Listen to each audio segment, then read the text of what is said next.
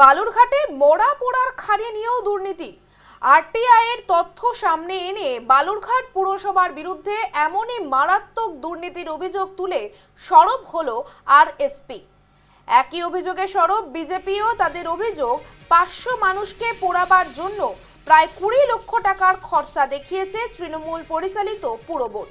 সেক্ষেত্রে দুর্নীতি হয়েছে বলে অভিযোগ তুলেছে আরএসপি ও বিজেপি। যদিও এ নিয়ে দুর্নীতির তথ্য সামনে মানতে নারাজ বালুরঘাট পুরসভার চেয়ারম্যান। পুরসভার দেওয়া আরটিআই এর তথ্য অনুযায়ী 2022 সালের মার্চ থেকে 2026 সালের আগস্ট মাস পর্যন্ত খিদিরপুর শ্মশানে ইলেকট্রিক চুল্লি, খড়িতে দাহ এবং সমাধির মোট সংখ্যা প্রায় 5214।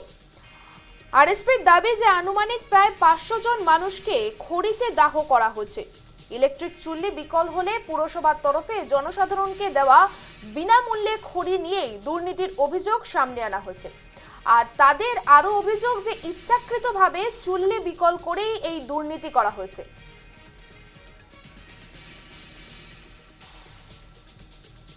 বলে আসছিলাম যে ইলেকট্রিক চুল্লি খারাপ হওয়ার পেছনে কোনো একটা কারণ নিশ্চয়ই আছে, কিন্তু আমরা এখন যা তথ্য পাচ্ছি যে এই খারাপের আড়ালে বালুরঘাট পৌরসভা এই বোর্ডের আমলে প্রায় 19,32,612 টাকা খড়ির পিছনে খরচ করেছে। তো সাধারণভাবেই আমাদের একটা প্রশ্ন আসে যে কতজন খড়িতে পুড়িয়েছে আর কতজন।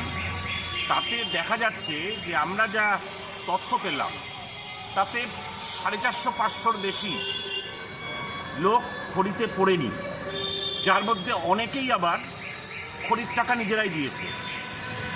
আমরা এই যে বিপুল টাকা তার মধ্যে যদি 450 থেকে 500 সপ্তাহ করতেই এত খড়ি লাগে, তাহলে আপনারা নিশ্চয়ই অনুমান করতে পারছেন যে এর ভেতরে কি আছে।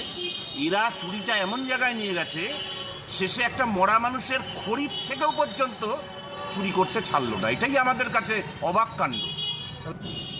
খড়ি মাঝে মধ্যে ক্রিমেটেরিয়াম আমাদের যে ইলেকট্রিক চুল্লি খারাপ হয়ে গেলে তখন খড়িটা প্রোভাইড করতে হতো। আমরাই বালুরঘাট পৌরসভায় দায়িত্ব নিয়েছিলাম যে মানুষের সুবিধার্থে, বালুরঘাট পৌরসভার পৌর নাগরিকদের সুবিধার্থে যে আমরা খড়িটা ফ্রি অফ কস্ট প্রোভাইড করি।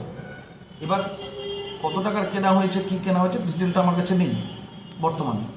তো আমি একটা জিনিস উপলব্ধি করেছিলাম, সেই জন্য আজ থেকে 2 মাস বা 3 মাস আগে ক্রিমেটেরিয়ামের যে কন্ট্রাক্টটা শেষ হয়ে যায় মেনটেনেন্সে, সেটা আবার নতুন করে আমরা মেনটেনেন্সের জন্য অ্যাড করেছিলাম। সেই অ্যাডে আমাদের একটা কলাম অ্যাডিশন করা ছিল যে বালুরঘাট পৌরসভা ব্যক্তিগতভাবে যে খড়িটা প্রোভাইড করতো পাবলিকের জন্য সেটা আর প্রোভাইড করবে না। যিনি মেনটেনেন্সে নেবেন ইয়ারলি, উনি যদি কোনো কারণে ক্রিমেটেরিয়াম ডিস্টার্ব হয়, তাহলে সেই ডিস্টার্বের যে কদিন ডিস্টার্ব থাকবে ততদিন যে বডিগুলো আসবে বালুরঘাট পৌরসভার সেই সমস্ত বডিগুলোর জন্য খড়ি প্রোভাইড করতে হবে সেই এজেন্সি।